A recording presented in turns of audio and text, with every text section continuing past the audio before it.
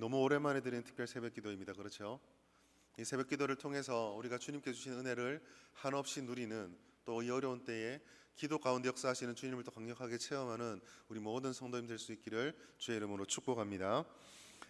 이 시간에 첫 번째 시간으로 요셉의 일대기를 보는 첫 번째 시간으로 강제 애굽행이라는 제목으로 말씀을 함께 나누도록 하겠습니다.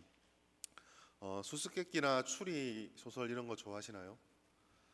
한때 그런 책에 많이 빠져서 탐독을 했던 적이 있습니다. 아가스 크리스티라든지 코난 도일이라든지 모리스 르블랑이라든지 이런 작가들의 책들을 읽으면서 그 세계에 흠뻑 빠졌던 적이 있습니다.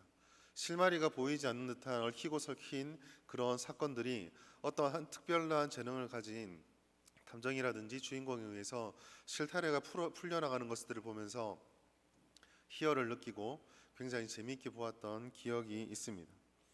근데 잘 생각해 보면 한 걸음 물러나서 소설이기 때문에 우리가 보면은 그게 재미있습니다. 그러나 만약에 그런 미로와 같은 인생이 우리 삶에 펼쳐진다면 아마 누구도 그 인생을 좋아하지는 않을 것입니다. 그렇지만 한편으로 또 우리는 알고 있는 것이 있습니다. 그것은 이렇게 인생이 꼬여버리고 미로 속에 빠지는 것 같은 상황을 싫어하나 우리가 살면서 상당히 많이 이 수수께끼와 같은 삶과 수수께끼와 같은 상황들을 겪게 된다라는 것이죠. 어디서부터 문제를 해결해야 될지도 모르겠고 어디서부터 이런 일이 벌어지고 있는 것인지도 잘 모르는 채 어느새 정신을 차려보면 꼬일 대로 꼬여버린 우리의 삶들을 발견하게 되기도 합니다.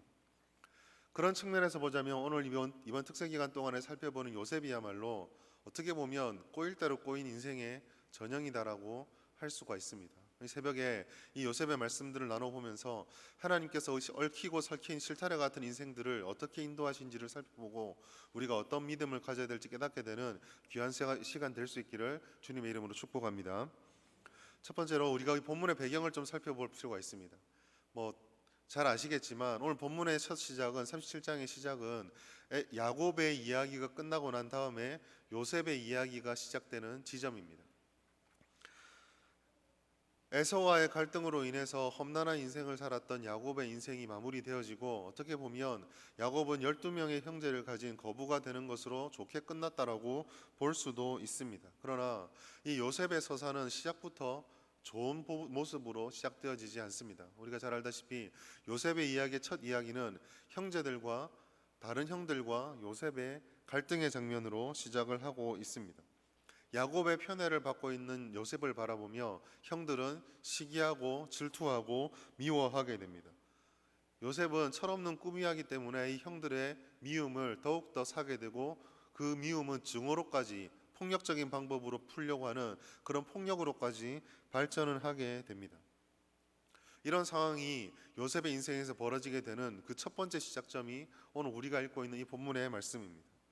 우리가 이 본문을 살펴보면서 첫 번째 던져야 될 질문은 요셉의 형들이 왜 요셉을 미워하였을까입니다. 원인을 알면 결과나 해결책을 찾기가 쉽겠죠. 요셉이 왜 형들에게 미움을 받았을까? 본문을 통해서 찾을 수 있는 첫 번째는 요셉이 가지고 있는 인격적인 미성숙함입니다.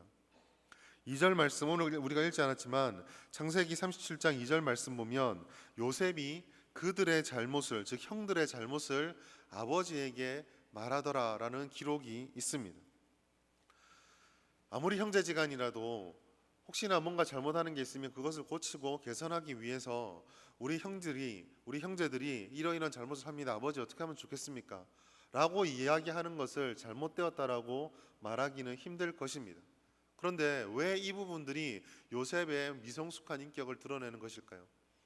히브리 원문을 살펴보시면 이 요셉의 이 아버지에게 그 형들의 잘못을 고하였더란 이 말을 나쁜 보고를 올렸다라고 말하고 있습니다. 여기서 말하는 나쁜 보고라고 하는 것은 가령 예를 들어서 어떤 사람이 이런 잘못을 했습니다 라고 하면 저 사람이 이런 잘못을 저질렀어요 라고 말하는 것을 끝나는 것이 아니라 이 사람에게 좀 해를 끼친다거나 아니면 나를 조금 더 돋보이게 만들기 위해서 과장하고 왜곡해서 전달하는 것을 의미하는 단어입니다. 쉽게 말해서 즉 요셉이 형들이 요만한 잘못하면 아버지한테 가가지고 이만하게 얘기를 해서 말해주는 요셉은 집안의 위기를 막은 똑똑한 형제가 되는 것이고 아들이 되는 것이고, 다른 형들은 도대체가 너희는 어떻게 생겨먹은 애들이 이렇게 나쁜 짓을 할 수 있니?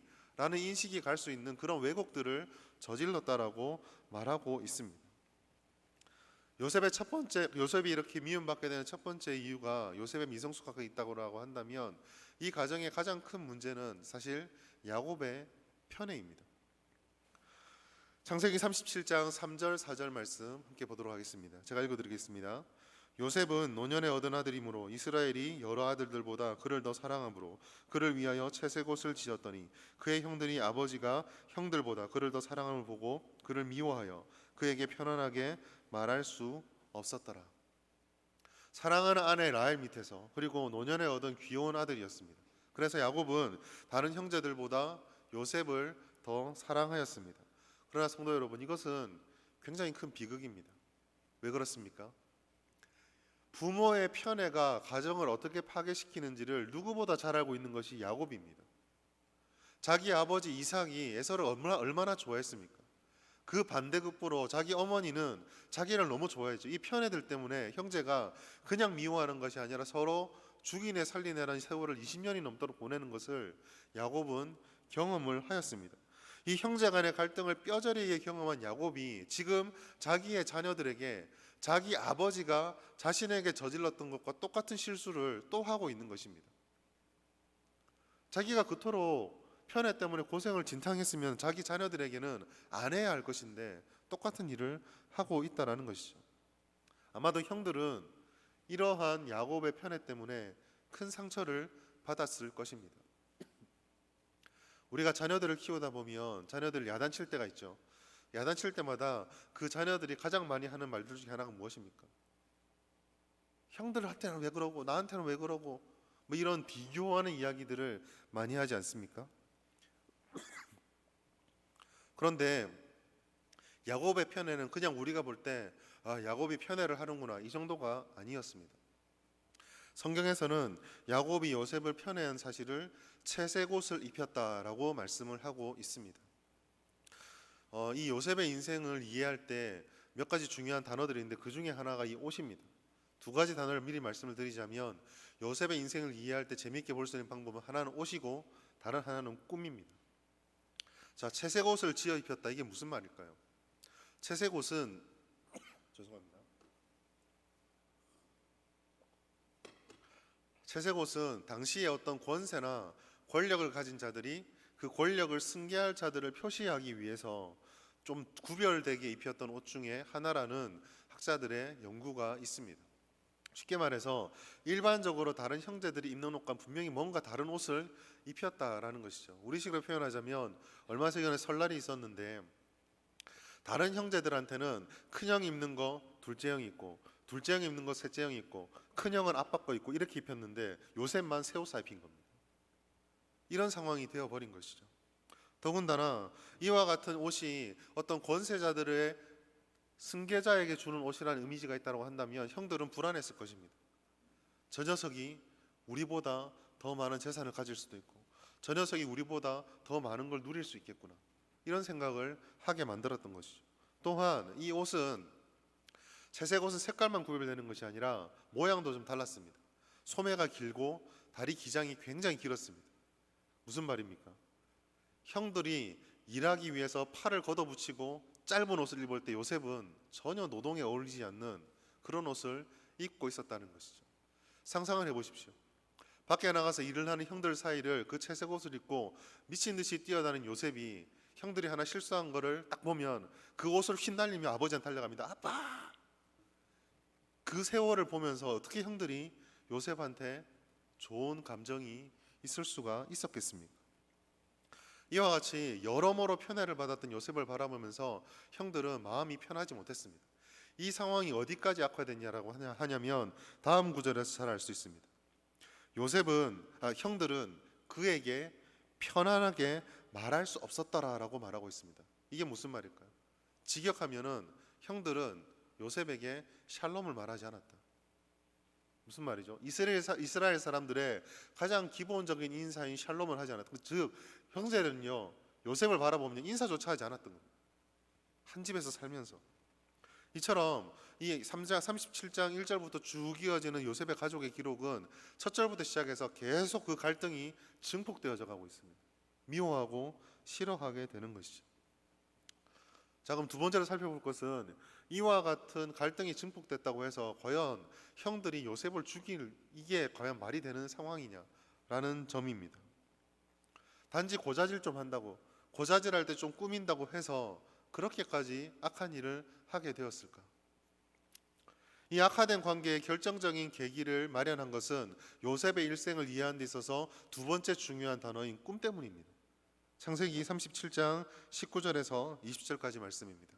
우리 같이 한번 읽어보도록 하겠습니다. 시작. 서로 이르되 꿈꾸는 자가 오는도다. 자, 그를 죽여 한 구덩이에 던지고 우리가 말하기를 악한 짐승이 그를 잡아먹었다 하자. 그의 꿈이 어떻게 되는지를 우리가 볼 것이니라 하는지라. 이 두 구절에서 반복되는 단어가 무엇입니까? 바로 꿈입니다. 창세기 37장 5절부터 11절까지에 있는 이 요셉의 꿈의 얘기는 우리는 잘 알고 있습니다. 볕단의 이야기와 하늘의 해와 달과 별의 꿈의 이야기입니다. 우리는 이미 요셉의 이야기를 알고 있기 때문에 이 꿈이 하나님께서 주신 계시라는 사실을 잘 알고 있습니다. 그러나 오늘 성경의 본문은 이 꿈의 상세한 이미지를 길게 설명해 주지 않습니다. 그저 꿈의 내용만 알려주고 그 꿈에 대한 형제들의 단편적인 해석만을 말해줄 뿐입니다. 우리가 전부 너한테 절하게 되겠느냐? 이 무슨 말도 안 되는 꿈이냐? 이게 전부입니다. 그런데 잘 살펴보면 장자와 밑으로 내려가는 서열, 아버지와 자식의 관계가 굉장히 그 서열이 강하고 단단했던 이스라엘 사회 그 시각으로 바라보자면 요셉의 이 꿈은 어떤 면에서는 질서의 전복입니다. 절을 해야 될 사람이 절을 받게 됩니다.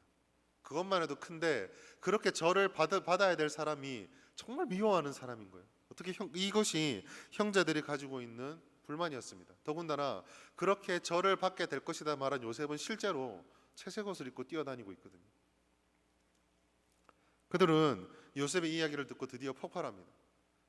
이 꿈의 의미를 해석하거나 이해하려고 하지 않고 계속 그 마음속에 증오를 담아두었습니다. 결국 형들은 요셉의 꿈으로 인해서 악행을 결심하게 되고 우리가 잘 아는 하나님의 계시의 이 꿈을 돕고 그 꿈에 함께 협조하는 자들이 아니라 결정적으로 그 꿈을 방해하는 첫 번째 회방꾼이 되어버리게 됩니다. 그런데 잘 살펴보시면 이 꿈이 나오는 장면에서 우리는 인생에 촘촘하게 얽혀있는 우리가 이해하지 못하는 실타래의 단면을 발견하게 됩니다. 하나님께서 주신 그 꿈은 분명히 요셉의 인생을 통해서 하나님이 이루어 가시고자 하는 섭리입니다. 그런데 잘 살펴보십시오. 그 꿈을 받기에 요셉은요 너무 자격미달입니다. 얼마나 경박하고 심지어 한편으로는 잘못된 왜곡의 보고를 하는 요셉은요 정직하지도 않습니다. 다른 말로는 자기의 이익을 위해서 각종 수단과 방법을 총동원하였던 야곱을 어떻게 보면 굉장히 많이 닮은 사람이 요셉일 수도 있습니다. 형들에게 불리한 보고를 함으로써 자신에게 유익한 것을 얻으려고 하는, 결국 이것 때문에 요셉은 폭력적인 고통을 경험합니다. 형들은 또 어떻습니까? 요셉에 대한 적개심 때문에 그리고 그 증오로 인해서 꿈의 의미를 생각하기는커녕 그 꿈에 결정적인 방해를 대고 자기 혈육인 형제를 죽이기를 서슴지 않는 자들이 됩니다. 누가 생각나십니까? 저는 이 대목에서 가인이 생각납니다. 내 제사 안 받아줬다고 자기 동생을 죽이는 것을 주저하지 않았던 가인의 모습이 이 형들의 모습에서 그대로 반복되어지고 있습니다. 야곱은 어떻습니까? 그 오랜 세월 동안 그렇게 편애를 고통받아 놓고 여전히 편애하는 부족함. 제가 무슨 말씀 드리는지 아시겠습니까?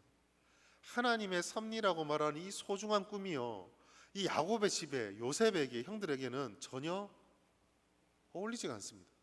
그 꿈을 받을 자격이 인간적으로 볼 때 과연 있을까? 하나님이 그 꿈을 이런 집안에 이런 사람들에게 주는 것이 도대체 실수가 아닐까? 그런 생각이 들 정도로 하나님의 섭리는 전혀 예측할 수 없는 사람들에게 주어졌고 그 섭리도 우리 인간 눈으로 보았을 때 예측할 수 없는 방향으로 흘러가고 있습니다. 그리고 오늘 우리가 읽던 본문 말씀 18절부터 시작되는 말씀은 요셉이 애굽에 팔려가게 되는 것을 통해 그 꿈이 좌절되는 것처럼 보입니다. 길게 말씀을 드렸지만 이제 이 말씀 전체에서 핵심적인 부분에 도달하였습니다. 사랑하는 여러분, 이와 같은 부족함들 때문에 요셉은 그가 자랑하던 채색 옷이 벗겨지게 되었습니다. 그는 벗겨진 채로 형들에 의해서 굴에 갇히게 되고 이제 목숨이 경각에 달리게 되었습니다. 그러나 이 강제 애굽행을 잘 살펴보시면 여기서 발견되어지는 하나님의 은혜가 있습니다. 요셉의 형들이 요셉을 처음에 만나게 되었을 때 원래 계획했던 것이 무엇입니까? 그들은 요셉을 죽이려고 하였습니다. 그 악행을 덮기 위해서 짐승이 그를 먹었다고 하자라고 생각을 하였습니다. 지금 요셉의 입장을 잘 생각해 보십시오. 요셉은 가장 자기를 사랑해 주던 아버지를 떠나 아무도 자기의 편이 없는 적진을 향해 스스로 걸어 들어왔습니다. 형들은 요셉을 향해서 요만큼도 사랑하는 마음이 없습니다. 하나님께서 그에게 꿈을 주셨건만 그 꿈을 가진 요셉이라고 하기에는, 하나님의 뜻에 쓰임받는 일꾼이라고 하기에는 너무나 무기력하고 너무나 위기가 가득한 상황에 처해 있게 된 것입니다. 그리고 그는 정말 그 무기력한 모습 그대로, 우리가 불안하게 느꼈던 그 모습 그대로 형들에 의해서 감금되고 죽음의 위기에 처하게 됩니다. 그럼 생각해 봅시다. 이 고통, 이 어려움의 원인이 뭘까요? 형들이 나쁘기 때문입니까? 물론 그렇습니다. 또 한편으로 요셉의 경박한 인품 때문입니까? 그것도 원인일 수 있습니다. 처음부터 말씀드렸던 애초에 가정을 제대로 다스리지 못한 야곱의 잘못입니까? 그것도 원인입니다. 그러나 만약 이것이 원인의 전부라고 한다면 생각에 생각을 거듭해보면 이런 질문까지 도달하게 됩니다. 그렇다면 하나님은 왜 이렇게 흠투성이고 결이 많은 가족에게 그렇게 위대한 꿈을 주셨을까요? 왜 그 언약을 이렇게 부족한 집안에게 계속 남겨두고 하나님의 뜻을 이끌어가고 있을까요? 이 질문은 사실 그냥 눈에 보이는 것만 가지고 쉽게 결론을 내릴 수 있는 질문은, 쉽게 답을 해서 되는 질문은 아닙니다. 그러나 이 전체적인 것들에 대한 어차피 우리가 도달하게 되는 가장 모범 답안은 그것이야말로 하나님의 주권적인 선택이고 하나님의 주권적인 섭리이다. 이것이 모범 답안이 될 것입니다. 사실 이 새벽에 이 자리에 나와 있는 우리 모든 성도님들, 저를 포함해서, 그리고 지금도 영상으로 기도회를 드리고 계신 모든 분들이 그렇게 예배할 수 있고 기도할 수 있는 근본적인 이유가 바로 여기에 있습니다. 우리도 요셉처럼 자격이 없거든요. 우리도 야곱처럼 반복된 실수를 계속하거든요. 우리도 요셉의 형들처럼 그런 상황이 되면 너무나 미워하고 너무나 질투하고 너무나 시기하는 그런 인품들을 가지고 있거든요. 그렇기 때문에 이 하나님의 은혜가, 우리를 선택해 주신 그 무조건적인 은혜, 주님의 뜻 안에 있는 그 섭리가 우리에게도 역시 은혜가 되고 있습니다. 그렇다면 앞에 드렸던 요셉 때문, 형들 때문, 야곱 때문, 이런 질문이 아니라 하나님의 은혜 받은 자들이다라는 시각을 가지고 이 본문을 바라보고 해석하면 이런 교훈들을 발견할 수 있습니다. 첫 번째로, 하나님의 꿈이 있는 곳에는 회방하는 존재가 있다라는 사실입니다. 형들이 요셉을 제거하려고 할 때 첫 번째 시작이 무엇입니까? 눈을 들어 보며 꿈꾸는 자가 오는도다 라고 말을 하고 있습니다. 여기서 꿈꾸는 자가 오는도다라고 하는 말은 조롱입니다. 왜요?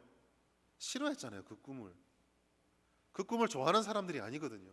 그러니까 이 사람을, 꿈꾸는 자가 온다라는 말을 우리식으로 의미만을 전달하자면 저 꿈쟁이 온다, 헛된 꿈을 꾸는, 엉뚱한 꿈을 꾸는, 이상한 꿈을 꾸는 요상한 놈이 온다, 이런 의미로 이야기를 하고 있습니다. 그런데 형들이 하나님의 주신 꿈을 이야기를 하잖아요. 그럼 이것은 그 자체로 조롱입니다. 하나님의 꿈은요, 언제든지 세상의 눈으로 바라보면 조롱과 놀림거리, 그리고 회방해야 될 대상이 됩니다. 왜냐하면 때때로 주님의 꿈이라는 것, 하나님의 계획이라고 하는 것은 이 세상 사람들이 일반적으로 옳다라고 하는 것들과 결이 같지 않기 때문입니다. 심지어 어떤 것은 세상이 받아들일 수 없는 반대되는 이야기들을 전해주기도 합니다. 일반적인 상식과 반하기 때문에 육신의 소욕을 쫓아가고 세상의 삶의 방식을 그대로 신봉하는 사람들에게 있어서는 언제나 걸림돌이 되기도 합니다. 특히나 말세가 될수록 하나님의 백성들이 뿐만 아니라 특별히 말세가 될수록 주님의 삶을 바라보는 세상 사람들의 이 반대와 핍박은 더욱더 거세어지고 그 공격은 훨씬 더 강력해지기 시작합니다. 하나님을 싫어하는 것, 그리고 그의 음성을 거절하고 하나님을 거부하는 것은 이 세상의 대표적인 특징입니다. 말씀은 두 구절을 보겠습니다. 스가랴 7장 11절과 로마서 1장 28절 전반절입니다. 차례로 보겠습니다. 같이 읽겠습니다. 시작. 그들이 듣기를 싫어하며 등을 돌리며 듣지 아니하려고 귀를 막으며. 구약에 보았던 이 말씀이 로마서에서 그대로 반복이 됩니다. 로마서 1장 28절 전반절입니다. 시작. 또한 그들이 마음에 하나님 두기를 싫어하며. 사랑하는 성도 여러분, 우리가 세상에 선한 영향력을 끼치기 위해서 세상 사람들에게 칭찬받기를 기도합니다. 그러나 그것은 세상 사람들이 우리를 인정해주고 칭찬해줘서 우리를 향한 끝없는 호감을 가지고 우리를 무조건 받아주기를 바란다. 사실 그것은 성경에서 말하는 우리의 미래는 아닙니다. 오히려 그 속에 있는 사람들의 마음에 교회를 향한 적대감이 어느 정도 누그러들지 모르나 본질적으로 하나님의 꿈이 그 원형의 형태로 선포되면 될수록 세상의 가치에 묻어있는 사람들은 그 꿈을 받아들일 수가 없습니다. 그들은 싫어합니다. 대적하고요, 회방할 뿐입니다. 회방자의 존재들을 이상하게 생각하지 마십시오. 성경은 분명히 그것이 있다라고 우리에게 말씀해 주고 있습니다. 요셉에게는 생각지도 못했던 그의 형들이 회방꾼이 되었습니다. 두 번째로, 이 회방하는 존재는 그저 회방하는 자로 있는 것이 아니라 실제로 우리의 삶에 어떤 강제적인 힘과 영향력을 미칠 수도 있다라는 사실입니다. 하나님께서 요셉에게 꿈을 주셨으면 요셉을 지켜주면 되지 않습니까? 그러나 요셉이 이 형들의 강제력에 의해서 옷이 벗겨집니다. 비어있는 구덩이에 던져집니다. 그리고 은 20에 팔려 노예가 되어버리게 됩니다. 꿈을 계시로 보는 건 흔한 일이죠. 일반적인 상식으로 이해되지 않는 꿈이 오게 되면 고대 사회에서는 그 꿈이 신의 계시다라고 생각하는 것은 지금 우리 때보다 훨씬 더 자연스러운 것입니다. 그런 점에서 상식적으로 이해되지 않는 꿈, 거의 막내뻘이 되는 사람에게 절을 해야 된다는 이 꿈은 듣자마자 도대체 이 꿈의 의미가 뭘까라고 궁금해하고 혹시 이게 신의 뜻이 아닐까라고 물었어야 합니다. 그러나 그 꿈 때문에, 베델의 꿈 때문에 평생을 견디며 살아왔던 그 야곱조차도 형들에게 그 꿈의 의미들을 제대로 전달해 주지 못했습니다.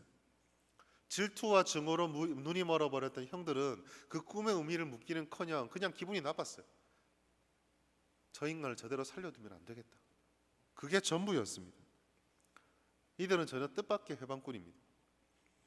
이처럼 우리들이 전혀 예측할 수 없는 하나님을 회방하는 존재들이 우리 주변에 언제 어떻게 나타날지 모릅니다. 그리고 성경을 따라 얘기를 하자면 분명히 그런 회방들이 있습니다. 그리고 그렇게 주님을 대적하는 자들은 이 공중권세 잡은 곳에서 어느 정도 힘을 가지고 있습니다. 그렇기 때문에 우리의 인생은 언제나 뜻하지 않는 어려움과 난감함에 봉착할 수 있게 됩니다. 때로는 가정에서 그렇고요. 때로는 너무 친했던 친구에게 그럴 수도 있고, 때로는 사회의 여러 가지 구조 속에서 그걸 경험할 수도 있고요. 심지어 어떨 때는 교회 안에서 우리들의 부족함으로 말미암아 그런 충돌이 일어날 수도 있습니다. 이런 모든 상황들이 우리를 둘러싸고 압박해 옵니다. 그런 압박들은 때로 우리가 명확한 정체를 이해할 수도 없이 그저 왜 이렇게 힘들지? 라는 상황으로 우리 가운데 찾아올 수도 있습니다. 마치 이유를 알 수 없이 1년 동안 지금 저희가 코로나19로 인해서 고통받는 것처럼, 그로 인해서 얽히고 설키는 인생의 고난을 겪어가지만 사실 기도 외에는 뚜렷한 해결책이 보이지 않는 것처럼, 그러나 비록 그렇게 어려운 상황이 온다 할지라도 우리의 믿음은 여기에서 흔들려서는 안 된다라고 하나님께서 속삭이고 있습니다. 다시 한번 오늘 본문의 말씀을 잘 살펴보십시오. 요셉이 형들에게 잡히고 옷이 벗겨지고 감옥에 같이 굴에 던져지게 되고 상인들에게 팔려갑니다. 비극입니다. 엄청 비극입니다. 그러나 이 비극들의 결속에 바라보면 그 형들과는 형들의 의도와 다른 흐름들이 두 가지가 나타납니다. 하나는요, 미약하고 실패했지만 르우벤과 유다입니다. 르우벤은 살리려고 했지만 막지 못했습니다. 유다는 사실은 조금 약간 복잡한 이해인데요. 유다는 형제들을 죽이는 것보다 살려두는 게 낫다라고 말하면서 한쪽은 맞는 이야기를 했습니다. 다른 한쪽은 그 형제들을 선동해서 동생을 팔아버리는 악행이 좀 교차하는 그런 모습으로 나타났습니다. 그러나 어쨌든 유다의 이 말 때문에 요셉은 원래 죽었어야만 하지만 죽지 않게 되었습니다. 자, 잘 보십시오. 야곱은 이 형들의 계획에 의해서 요셉의 팔려감을 듣게 되고, 그러나 야곱이 보고받았던 것은 요셉이 죽었다라는 거짓 보고였습니다. 이 시점을 보면은 야곱이 요셉의 죽음을 인정하는 순간 요셉의 꿈은 좌절된 것처럼 보입니다. 절을 받아야 되는데 오히려 팔려갔지 않습니까? 그러나 동시에 한 가지가 또 좌절된 것이 있습니다. 무엇입니까? 요셉을 죽이려고 했던 형들의 원래 계획이 좌절되었습니다. 이 간극 사이에서 우리는 인간이 아무리 하나님의 뜻을 방해하려고 하여도 그 방해의 뜻을 온전히 이루지 못하게 만드시는 하나님의 손길이 장벽처럼 그 계획을 가로막고 있는 것을 볼 수가 있습니다. 그러한 하나님의 손이 이 37장에 갑자기 뜬금없이 툭 등장하는 한 구절이 있습니다. 바로 36절 말씀입니다. 그 미디안 사람들은 그를 애굽에서 바로의 신하 친위대장 보디발에게 팔았더라. 가나안 땅으로 들어가라고, 아브라함에게 가나안 땅으로 들어가라고 말씀하셨던 하나님께서 갑자기 37장 36절에 등장하시면서 역사의 무대를 가나안에서 애굽으로 옮겨 놓습니다. 형들의 죽이려고 하는 계획이 좌절되면서 요셉은 살아난 장면들이 나타나게 된다는 것이죠. 채색 옷을 입었던 요셉이 사람의 눈으로 바라볼 때는 노예의 옷을 입게 되는 비극으로 보이지만 결국 요셉은 살아났습니다. 이렇게 강제로 애굽으로 가는 그 역사 속에서 우리는 꿈을 꾸는 자를 지키시고, 그리고 계획대로 하나님의 역사를 이끌어 가시는 그 손길을 발견하게 됩니다. 그리고 우리는 그 손길을 기억해야 합니다. 하나님께서는 사람이 어떠한 방해를 하고 사람이 어떤 상황에 처해지고, 심지어 이것은 이제 끝난 일이다 라고 생각이 들 때에도 하나님이 계획하신 일은 내가 친히 인도해가고 이끌어가고 있다라고 말씀하고 있는 것입니다. 요셉은 이처럼 하나님의 손에 의해서 인간의 눈으로 볼 때는 모든 것이 가로막힌 절망에 들어간 것 같지만 하나님의 손 안에서 역사를 준비하게 되었습니다. 사랑하는 성도 여러분, 이 긴 말씀 끝에 우리가 도달한 결론은 바로 이것입니다. 우리가 겪게 되는 모든 고난과 강제적인 상황들에 때로 우리는 실망하고 좌절합니다. 그런 실망과 좌절은 하나님을 향한 우리의 믿음을 흔들어 놓습니다. 우리가 하나님의 약속이라고 믿고 붙잡고 있던 것들을 과연 끝까지 붙잡아도 되는가 의심하고 확신을 잃어버리게 만들고, 어떨 때는 좌절하게 만들기도 합니다. 지금 이런 상황들은 하나님의 살아계신다면 있을 수 없는 일이기 때문에 우리는 실패했다, 이것은 결코 하나님의 승리의 과정이 아닐 것이다 라고 짐작하게 만들기도 합니다. 그런 우리들에게 지금도 계속 힘들고 어려운 상황 가운데 오랫동안 기도해야 하지만 개선되지 않은 상황 때문에 고통받고 있는 우리들에게, 의심이 쌓여가는 우리들에게 하나님께서 이렇게 말씀하고 있습니다. 나는 실패하지 않는다. 나는 실패하지 않는다. 하나님께서는 모든 것을 언제나 통제하고 계시고, 하나님께서는 결코 실패함이 없이 본인의 계획을 이루어 가시는 분이십니다. 사랑하는 성도 여러분, 따라서 이렇다면 우리가 힘써야 될 것은 단 하나밖에 남지 않습니다. 그것이 무엇입니까?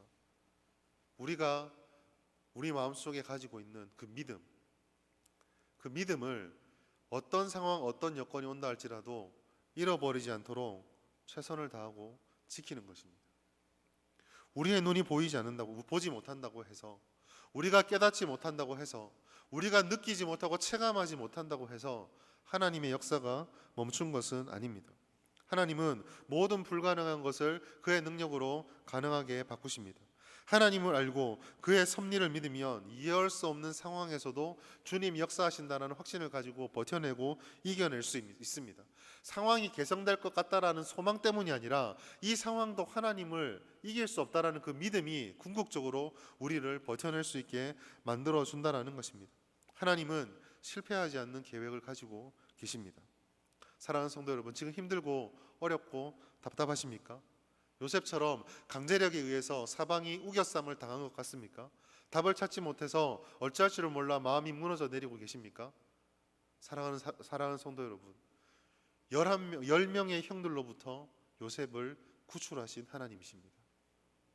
돈의 혈안이 되어 있는 미디안 상인들로부터 빼내서 애굽으로 보내신 하나님이십니다. 지금도 하나님은 우리의 살 길을 내시고 우리의 나아갈 길들을 인도하고 계십니다. 하나님은 우리의 아버지가 되십니다. 이 믿음을 가지시고 우리 가운데 있는 모든 믿음을 흔드는 강제력들을 언제나 버텨내고 이겨내고 마침내 주님께서 역사하시는 섭리를 깨닫고 누릴 수 있는 우리 모든 성도님 될 수 있기를 주님의 이름으로 축복합니다.